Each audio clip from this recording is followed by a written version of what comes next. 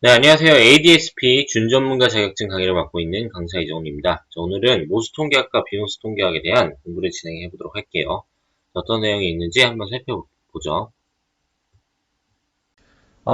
앞에서 이미 기술통계학과 추측통계학이라는 걸 통계학의 분류로 얘기를 했는데, 이건 또 뭐냐? 모수통계학은 뭐냐? 비모수통계학은 뭐냐? 뭐 이렇게 질문을 가지시는 분도 있을 것 같은데, 러프하게 얘기하면 이렇게 보시면 될 것 같아요. 통계학이라는 거는 다양한 관점으로 분류를 해볼 수가 있을 거 아니에요. 앞에서는 추론하는 의미를 갖는 것과 그 다음에 조사, 요약하는 의미를 갖는 그런 통계학의 분류로서 추측통계학과 기술통계학을 이렇게 나눠놨던 상황으로 보시면 될 것 같고, 자, 이번에는 어떤 모집단이냐 뭐 이런 표본이냐 이런 거에 관점을 바꿔서 모수통계학과 비모수통계학으로 나눌 수가 있는데, 일단 모수통계학이 뭐냐 이거부터 보도록 할게요.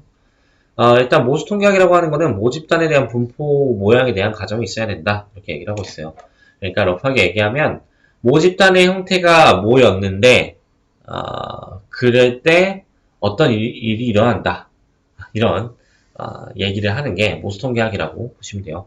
여기서는 모집단의 분포 모양에 대한 가정이 있어야 된다라고 했지만 이건 러프하게 얘기한 거고, 실제로는 이 모집단이 어떤 분포를 따르고 있다라는 가정을 하고 있을 때라고 생각하시면 돼요. 예를 들어 모집단에 대한 분포가 정규 분포를 따르고 있고 그 평균을 m으로, 그 다음에 표준 편차를 시그마 제곱으로 시그마라고 해서 어, 가정이 되어 있을 때, 그때 표본들에 대한 형태가 어떻게 된다 식의 논리를 펼치는 게 모수통계학이라고 보시면 된다 이렇게 얘기를 해볼 수 있어요. 자, 그러면 비모수니까 당연히 모수통계학이 아닌 걸 비모수통계학이라고 하겠죠. 그래서 비모수통계학에 대한 데피니션을 한번 살펴보면 통계학에서 모수에 대한 가정을 전제로 하지 않고, 그러니까 모집단에 대한 가정을 하지 않겠다는 거죠. 모집단의 형태에 관계없이 주어진 데이터에 모집단에 대한 형태의 관계를 갖지 않는데요. 직접 확률을 계산해서 통계학적 검정을 하는 분석법이다 이렇게 얘기를 하고 있어요. 그래서 러프하게는 비모수적 혹은 비모수 검정법 혹은 분포 무관 검정법이라고 얘기를 한다 이렇게 얘기를 하고 있어요. 이거는 이제 모집단에 대한 가정이 들어가 있지 않는 상태로 추측을 하는 걸 생각하시면 될 것 같아요. 비모수 통계학은 모집단에 대한 가정은 필요하지 않으며 표본의 크기가 적어도 되며 질적 자료나 수량적 자료 중 빈도수와 같은 비연속적 자료를 많이 사용한다 이렇게 얘기를 하고 있어요. 그러니까 우리가 몇몇 개의 데이터만으로 이렇게 추론하는 상태일 때를 고려하는 건데, 사실 몇몇 개의 데이터만으로 추론할 때 생각을 해보면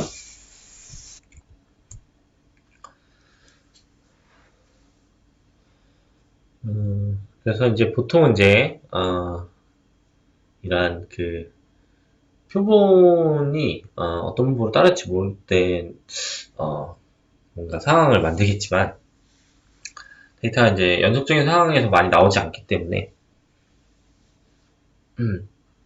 이런 이제 비연속적인 자료가 많이 사용되는 상태이고, 그다음에 표본의 크기가 이제 확실히 많으면 좋아요. 왜냐면 그때 이제 정균포를 통해서 문제를 해결할 수 있기 때문에 추론하는데 확률을 좀 더 높일 수 있는데, 실제로는 이제 표본의 크기가 적어도 어쨌든 추론을 가능하기 때문에 사실 이제 크기가 적어도 된다라고 얘기를 하는 거죠. 실제로는 이제 정확한 추론을 위해서 라고 얘기했을 때는 이제 표본들이 많으면 많을수록 당연히 좋을 거고, 그 다음에 여기서 좀 틀릴 수도 있잖아요. 그러니까 추론을 한다는 게 오류가 날 수 있잖아요. 근데 할 수도 있는데 오류도 날 수 있긴 해요. 근데 왜냐면 이 추론을 검정하는 것 자체가 다 확률로 구성되어 있다 보니까 아무래도 그럴 수밖에 없겠죠. 그래서 이제 뭐 그 정도로 받아들이시면 될 것 같아요. 비모수 통계법을 사용한 조건이 뭐냐라고 하면, 어, 자료가 나타내는 모집 단위에 대한 현상이 정규분포가 아닐 때, 이렇게 얘기를 하고 있어요. 첫 번째가 이 상황이긴 한데, 일단 정규분포일 때도 사용할 수 있긴 있어요. 근데 이거는, 왜 굳이 이렇게 표현하는 거냐라고 했을 때는, 정규분포일 때를, 그러니까 모집 단위 현상이 정규분포라고 가정을 하게 되면, 어, 이 비모스 통계법을 사용하기보다는 그 정규분포에 대한 성질을 이용을 해서 처리하는 게 훨씬 이제 좋은 결과를 도출하겠죠.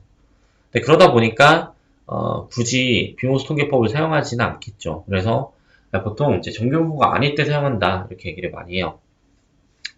자, 그 다음에 두 번째로 얘기하는 거는 이제 자료가 나타내는 모집단의 현상이 정규분포로 적절히 변환되지 못할 때, 그러니까 어, 이것도 이제 비슷하죠. 1번과 비슷한 상황인데, 정규분포로 적절하게 변환되지 못한다는 게 결국 정규분포에 대한 상황으로 고려되지 못한다는 걸 얘기하는 거니까, 이런 경우도 마찬가지로 비모스 통계법을 적용하면 된다라는 거고.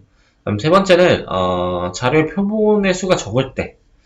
그러니까 자료의 표본의 수가 적으면 보통 이제 정규분포를 따른다는 근거를 제시할 수가 없어요.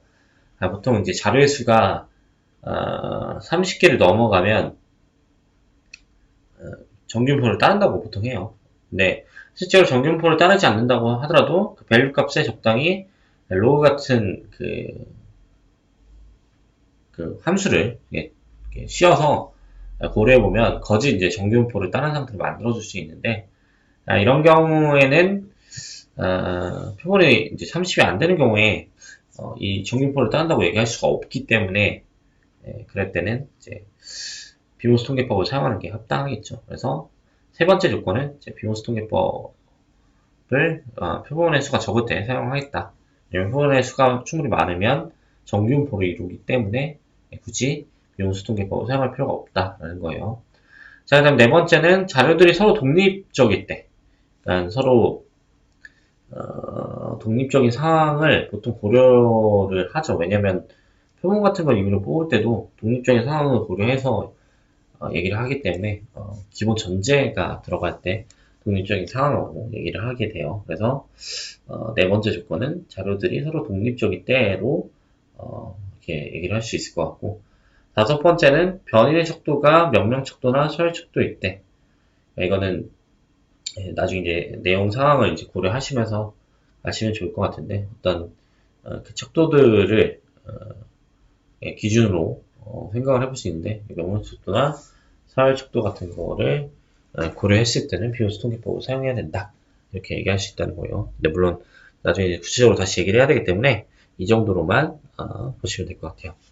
자, 그 다음에 이제 비모스 통계에 대한 특징이 있는데, 이 비모스 통계에 대한 특징은 일단 가정을 만족시키지 못한 상태에서 그대로 모수 통계 분석을 함으로써 발생하는 오류를 줄일 수 있다. 이렇게 얘기를 할 수 있어요. 예를 들어 이런 거예요. 자료의 개수가 충분히 많지 않아요. 예를 들어 30개가 안 돼요.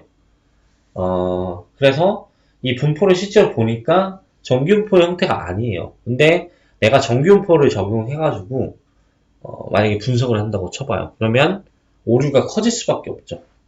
그러니까 실제로 맞지 않는 데다가 들이밀고 된다고 우기는 상태밖에 안 되는 거잖아요. 자, 그러다 보니까 오류가 커질 수밖에 없다는 거예요. 그래서 이렇게 이제 가정을 만족시키지 못한 상태에서 그냥 모수 통계 분석을 바로 적용시켜 버리면 에러가 이제 커질 수밖에 없으니까 이때 이제 비모수 통계를 적용시키는 상황을 생각해 볼 수 있다는 거죠. 네, 두 번째는 질적 속도로 측정된 자료도 분석이 가능하다.